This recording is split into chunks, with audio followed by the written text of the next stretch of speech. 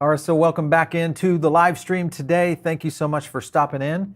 This is going to be a good one. I think we're going to take a look at some projects that I think should be on your shopping list. They're on mine. I have a full array. We're going to line out about 10 coins, but also look at some things that are happening in the market to help you understand how these shifts occur. My name is Paul Barron. Welcome back to TechPath. All right, a lot of times in this time of the year, being early January, you get a lot of things happening, usually in the scenario of everything from inflation, usually the Fed's coming out with their plans for the year, stock markets and institutional finance and money, all usually sitting on the sidelines waiting for a move to occur. That move occurred yesterday when we saw the Fed minutes come out. And when the Fed minutes come out, even though I still do not think that was really an initiative of what we saw in terms of the downturn of the market, Bitcoin leading the way, of course, now clicking in around the 42K mark. The point that I think we're seeing is the fact that realization is coming from an aspect of interest and some inflation. The question will be, will inflation potentially turn to a potential recession? So during those kinds of scenarios, we will see these major blue chips start to take a little heat, and that is Bitcoin. And of course, we've covered this a little bit. If you have not had a chance to subscribe to the channel, do it so right now. Maybe you discovered this and saying, hey, I want to buy some altcoins. What are some good picks? That's how you found this video. Make sure and subscribe to the channel. And also, don't forget, put your notes and your comments over there in the side chat for the live feed here, and we'll definitely get to those as we can. I want to kind of run through a couple of story topics that frame this up, because there are some things that are happening that are causing these particular projects to really be in a position for you to maybe acquire some things that you have not had a chance to get a hold of over the past little bit. First, I want to talk a little bit on the Metaverse. And you probably heard me talk a little bit about Decentraland a few videos ago, and I think we were talking on a Metaverse topic, and my whole point was, and this of course was before Samsung dropped this whole point of opening a Metaverse store in Decentraland, is that right now, and at the time of that video, Decentraland was one of the best buys in the Metaverse. And of course, it has since then had some nice little moves. But the point is that these kinds of scenarios where we, one, are tracking sentiment data and also looking at what is happening overall on the token itself and with the projects, and also as things start to roll out. Of course, if you didn't check what was happening at CES, Metaverse has kind of been revived, but more from a consumer electronics side of things, which is where Samsung starts to play into this. So that is one play of areas in particular concepts that you should be looking at from a perspective of where should I buy the dip, because we can't give you all really about 50 projects that we're tracking that we should be looking at and doing acquisition. Today we're going to cover 10. The other thing is Polkadot, Solana, biggest losers among top cryptos. Anytime the big layer ones start to see a little bit of a downfall, that always gets my attention, because it usually means it's an opportunity to grab up one of these layer ones, which these layer ones will. Dot, Solana, these are very solid projects, and these are projects that, even though Solana has had its issues, the point is that it is still a beta project. I know everybody wants to say it's not a beta. It's not. Yes, it's beta. Won't be soon, but it is still a beta. And the idea of how this projects and these projects like this see these kind of corrections is just an opportunity for these whales, and also even some market manipulation, to come in and start grabbing up profitability. The other thing is you've got, this is kind of interesting to me, is Dapper Labs now becomes the first NFT company to register to lobby in the US government. So the reason I brought this story up is it's very simple. You've got legislation that is looming. Everybody's concerned about that. And then you have Dapper coming in essentially and popping in a legislative or arm for becoming a lobbyist. And that is a big scenario, because I think when you look at many of the projects that are out there, lobbying will be a big part of this. And I think we'll continue to see some of the big game companies, some of the big project protocols, all the layer ones, I think eventually will go in that direction, because there really hasn't been a real definitive association or something like that that has tried to move into lobbying. And I hope that we don't go that route as an industry, meaning blockchain. I hope that each individual group and or sectors start to do it on their own, because associations just do not work in that. I've had some experience in national lobbying with associations, and I know where the weaknesses are. The other thing, of course, is Bitcoin crashes to 42K, 900 million in crypto futures liquidated. And I think this is really kind of the underlying factor here. This is more on the market side of things as people are looking toward the rest of the year. A little bit of liquidation if you follow, if you're looking at different quant data. I don't know if you've had a chance to check out Will Clemente. He's on Twitter, usually has some really good charts and really understanding the macroeconomics of where some of these things are going. And all of this matters because it is going to affect the price of these altcoins. And then the altcoins have an opportunity to where you can kind of jump in and maybe get a good buy. The last couple things I wanted to jump on was this little move right here by Zilliqa. Now, Zilliqa has been one of those protocols we've covered before. Not too super aware. I think a lot of people, this is not on my list. It just missed my list of the top 10 that I'm looking at. But they dropped some news and we just had them on. Make sure and check out the video because I want you to listen to the interview of this one. This is one of those hidden gems that I think is just about ready to move. And the reason is because of this right here, and that is Metapolis. Metapolis could be the first live metaverse in 2022. Now, I think Zilliqa has been working behind the scenes based on what they're telling us and the fact that their their head of NFT and Metaverse came on our show, dropped a lot of information about what's happening in that space. And with what they're trying to do, very interesting project right here. And the cool thing, if you look at Zilliqa on the chart, and I'll pull it up, is that project was definitely on the floor. So it had a potential for some pretty amazing games. Let me kind of jump to that one just quickly. Here we go on the Zilliqa chart right there. So you can kind of see where it was right here at the 6. Let me go to the all-time right there. So you can kind of see it did have its kind of day in the sun. And this is all, again, all pre-metaverse, before they've really moved into this new model of how Zilliqa is trying to go to market. And I think what they're trying to do now is, along with DeFi, because I think we are going to see some Metaverse plays that utilize DeFi, smart contract capabilities, advertising, creators being able to go into the Metaverse, all that kind of stuff starts to play into it. And you've got Zilliqa trading down here in the bottom, which was really at around 6 cents. So this one is one to watch, one that did not make the top 10 to take a look at. I want to look at the quick rundown here of the buy the dip strategy. Now, before we get into this, this is a market mover. Market movers are a little bit of data, a little bit of our own insights, and of course, we'll provide you even some of our proprietary data on sentiment and amplification on how we analyze price predictions, because it's based on price action through most of our social media connections that come through basically a kind of a neural net of sort, an algorithm that takes a look and weights these things to determine, is there price action coming based on people's conversations? Think of it as the network effect, Metcalfe's law, all that stuff accelerates. Same kind of thing, but make sure and understand this is not financial advice. Hopefully it's just education and research projects for you to go out there and get to it. The Crypto Power Index is our tool. And right here, we're looking at the 10 coins that I want to take a look at very closely. And the reason is that there's an opportunity here for what we will see in terms of these projects starting to move. Many of these projects, and we'll go into each one of them, but many of these projects have had downturns, both now and previously, that could potentially put them in a buying position. Now, there's a lot I'll go through here. Arweave, many of you will know, that's the pink on the right. This is no particular order other than the first 5 is my top 5 picks. So you've got Arweave, which of course is a Metaverse play, definitely holding on right now, and I'll show you why, but holding on at 73.02. And then you've got Joe, of course, that's tied so closely to Avalanche. There's a lot happening with Avalanche. We're gonna have John Woo on this week, so you get a chance to hear more about what's happening with Avalanche. 73.26, this one continues to outperform, and it's a bargain basement price.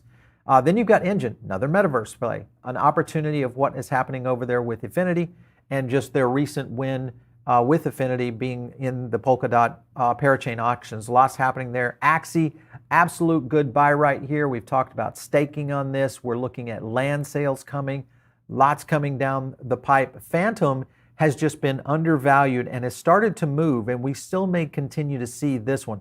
This one was a little sketchy to make it into my top 5, but I decided, hey, I'm still a big fan of what they're trying to do at Phantom, and because of the sentiment alone at 74.62. I mean, it's what, number 3 right here in terms of if we were to rank these. 74.62, not a bad score. And then of course IMEX, a little bit of some issues. I think in general when we see IMEX roll out better with what's happening with Vivi and Ecomi, all of that will start to come into play. I do like it. It is in my second 5. That's a big one. BNB.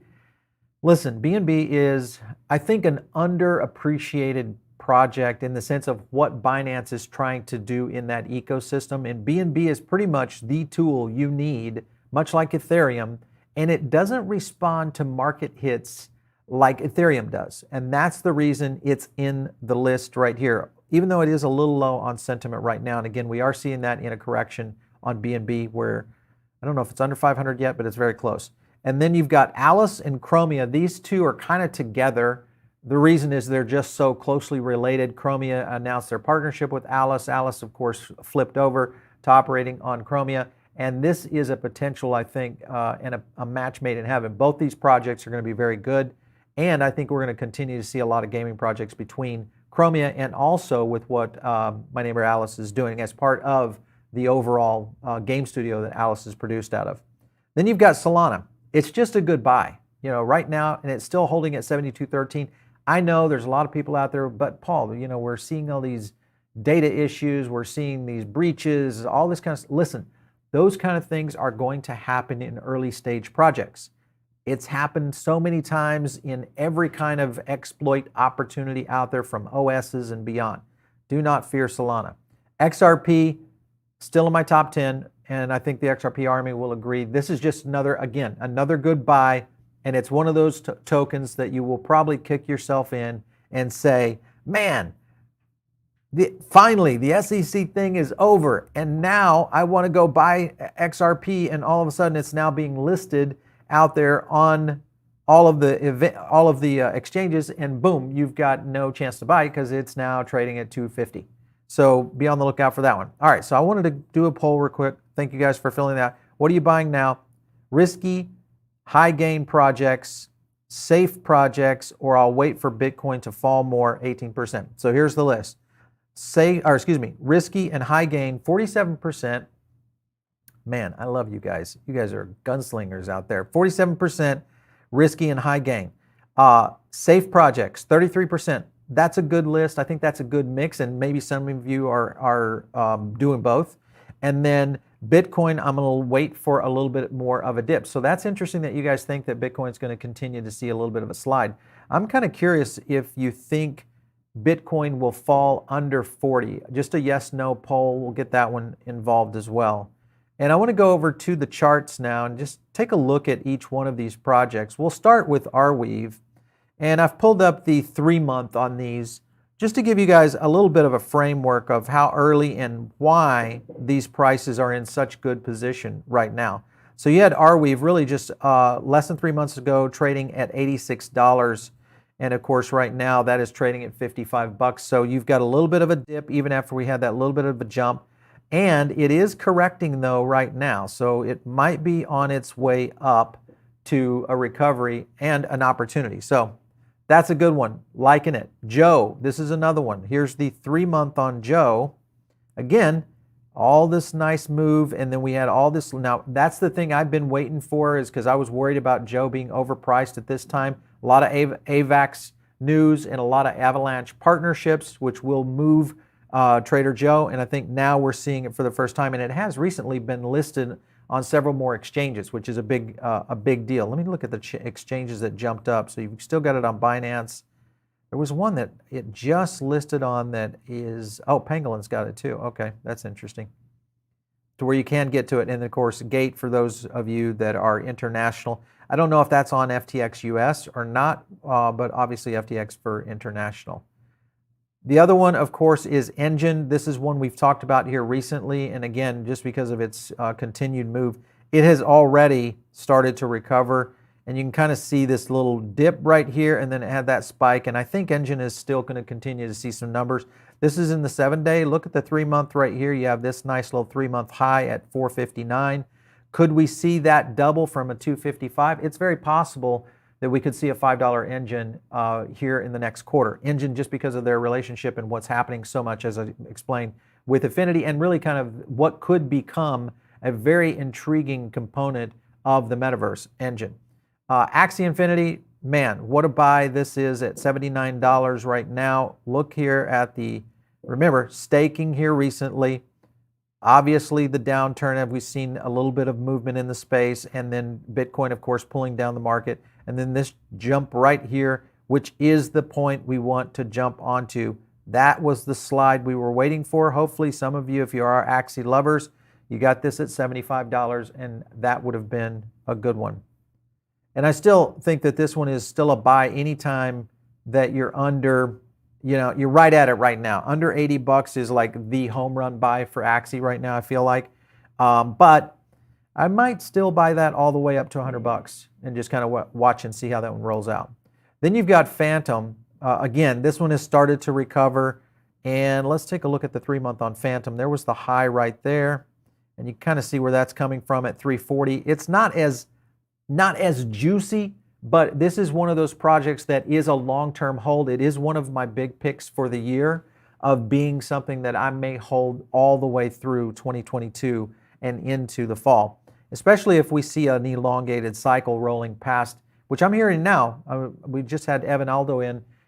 He really kind of talked a little bit about this potential cycle could move into 2023. That would be insane, because that obviously would break all models that we've seen in the past that really relate to the 2017 cycle of Bitcoin. So that, again, back into it. And I'm kind of curious, let's get another poll in here. How many of you think that cycles are still in play? Will we see that 4-year cycle hold true, Bitcoin do a 70 to 80% correction? Yes or no? Just quick poll there. Want to jump over here to Immutable X. Again, kind of flat, though it did not see the massive fall off that we wanted, I was hoping for. I mean, it's kind of sad to say that. But you've got IMEX right here trading at almost 10 bucks. And right here, it's priced in at 410. So if you're a long-term believer of what Immutable X is doing, and I am, and how they are tied into what's happening with Ecomi, and just in general of the NFT space overall, this is one of those that you probably should put on your bag list and put it in your satchel, in your quiver, and hold it for a while. Then you've got Binance. Again, if you're into the Binance ecosystem, we are trading at $478. This token in the beginning of December, let's go to the 3-month, we were up on our high right here at $655. So this has a potential to do some really cool damage. Let me jump over to the poll real quick, just to get a quick look at what we have here. All right, so will Bitcoin fall under 40K in the next 30 days? 54% of you say yes, and 45% of you say no. That's interesting. We have a couple of our analysis that take it down to $37,000 if it breaches a point on our chart. I'll pull that chart up, and hang on, bear with me just a second, just so you guys can kind of see it, because this has a lot of bearing for projects like what we're looking at right now. Hang on one second. We'll get TradingView up here and get the Bitcoin chart quickly in for you guys to take a look at, because we just looked at this earlier, and of course you can always look at our recent video with Evan. Let's see here, Bitcoin right here. All right, let's take a look at this one. Yeah, so this was the chart we were working on a little bit earlier today. My concern was this price point right here at 41.7. We picked this back in mid-December, was kind of our new floor, and it is approaching that and has been approaching that a couple of times. 41.7, it hit the 42 mark. It's trading right now at 43.266, as you can see. But we do have a little bit of a worry right here, and this is happening, I think, on Jan 15th. Again, nothing real specific that is potentially going to play into this. It's the sentiment flow that is still taking Bitcoin down just a little bit. And let me kind of zoom up on this, because this will take it in a position to kind of get granular on these candles. And you can kind of see it's holding in right there on our indice, right there at the top of that indice, even though it is showing a red candle right now. But that little bit of a correction, this bounce right here.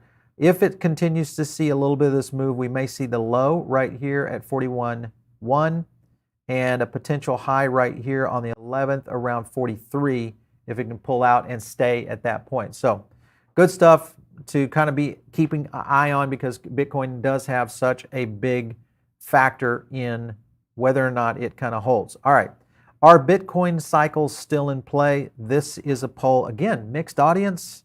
I like this. 54% of you say yes, Bitcoin cycles are still in play, and 45% say no. Big numbers there, so that's good stuff. Interestingly, very split audience on Bitcoin today. All right, let's get over to a couple of the others. XRP was another one that I wanted to take a look at. This is one that, again, I hold XRP and have held it for quite a while. And it's one of those tokens that are near and dear to my heart. I just feel like, what Ripple is trying to do in the monetary system in replacing SWIFT and changing what will be a complete global financial restructure in Web3 and what's happening in blockchain is just too enticing. All they have to do is get past the SEC, and I know it's a big if, but all they have to do is get past that and things start to change quickly. All right. Sorry about that. Let's go on to Zilliqa. This was just the little point that I wanted to make here. I think I pulled this up, but this was the last one.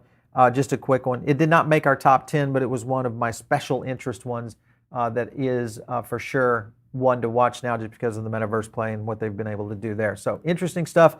I'd love to hear the tokens that you guys are looking to shop for, because I'm still in list gathering mode right now. Whether this holds on and Bitcoin might recover to 44, 45 before we know it, we'll start to see some alt movements again. But some of these are still priced in at some pretty good places. So where if you are looking at short-term plays, meaning the next 90 days, there are some potentials here for sure. Make sure and put your comments below. And if you're watching this after, and of course, if you're on the live right now, we'll just jump over to questions and get moving in there. All right. 2% HBAR, man. HBAR, we just did an analysis on HBAR. I do have HBAR going up, and it's going up, I think, in this month. And again, HBAR has had some recovery here, so the question was whether or not it could continue to hold during this cycle. That would be the biggest issue. But that is part of our Diamond Circle. We just published that today, so it's over on Diamond Circle. If you're a member, just go log in. You'll see the HBAR analysis. If you're not, just join. It's free. You'll get that one. You're also going to get a phantom analysis. I think that one drops today or tomorrow to go in there. So I do like that one. Let's go in with Blanco Natural. Thoughts on Sidious, UFO, GGG, Illuvium, Vulcan. You got a bunch in there. I'll pick a couple for you, and that obviously Illuvium is huge. Illuvium, we've done a couple of videos on. They are dealing with a little bit of a challenge right now with SILV getting essentially hacked and liquidated. The founder, Kieran Warwick, who has said, listen, I'm going to cover all of the losses. That in itself was pretty impressive, and I think Illuvium for sure has no issue with coming back from this. But again, these early projects like this, they are facing these kind of scenarios, and that is something that you're going to deal with. Any startup, any kind of tech company that's out there are all facing these kind of scenarios. The difference is we're dealing with monetary systems here, and those are the difference. So, but I do like Illuvium. I still score it in probably my top. I still think it might be the game of the year coming up this year in 2022. All right, so Jake Shaw, been looking at BMON. Okay, BMON was one that we've had in our high risk list for a while. It did not perform well for me the last time that I jumped in on that, but it did catch our attention. I'd have to go back and look at that one, Jake, to give you an idea. Wilder World, I think is what you mean, Jeremy. Wilder World is another game project that has made our list before. It dropped out of our top 20 here recently in terms of our gaming tokens, but we continue to kind of go. Which one will get the hardest bounce? That's a good question. You know, the one that I think is getting the hardest bounce right now is Solana, because Solana's timing, this is probably going to hit $140, and Solana's timing with the issue that they're faced with in terms of these small little breaches they keep fending off and the timing of Bitcoin going down, I think this one is going to be the one that gets hit the most. MATIC did have a hard bounce. I mean, it did have a hard hit. MATIC is one that I'm still a big holder of MATIC, a big holder of MATIC. And I do believe in this one. This one I think is going to recover quickly. So if you are thinking about grabbing MATIC, I would grab it quickly because the likelihood is this one's going to start taking off again. Okay, so this is a good one, McCabe. The real question, will Bitcoin go to 23K or 100K first? I say it's going to go to 100K first. I don't know that it ever, yeah, I say it's going to go to 100K first, because if it goes to 23K, that means we are in the full-on bear market. If it goes to 100K and corrected 70, 80%, then you've got a 20K Bitcoin. That if that cycle holds true, just like 2017, then that would be the scenario. So I would bet on 100K. Thanks for the super chat coming in, guys. Does Block add Launchpad increases its value prop? I think, yes, Blocktopia has been on our list. They just came in the top 20 again, but they dropped a few slots in the overall sentiment. Again, they don't have enough action on the project to really generate a lot of buying action, and that's what you've got to have. You really need a lot of PR, unfortunately, a lot of PR and or a very rabid community, especially in these Metaverse projects. D-Race, Audius, two completely separate projects. Audius, all a play on creators and sound, trying to retrace how creators are going to get paid. Very good project, like it, on Solana. D-Race, probably one of the, I would say one of the early games. I wouldn't say one of the best, but it is one of those projects that I like the idea of D-Race, but now you've got some other things that are out there that are kind of competing with it. My question is, will D-Race be able to evolve as a project and do something more interesting and appealing to draw itself out? Because you got Pegaxi kind of going head to head with D-Race, and I like the Pegaxi model, not model, but I like the Pegaxi look better than D-Race. D-Race just needs to, spice things up a little bit, and I think they'll be back in. Good ones here. Get in on the Cosmos train. Yes, man, I am on the Cosmos train. We're going to probably get Cosmos on the show for you, just for you. We'll get Cosmos on the show. And then we've got Andre. Should we be afraid of a possible bear market? So, Andre, I'm still in the camp that we are in a bull market.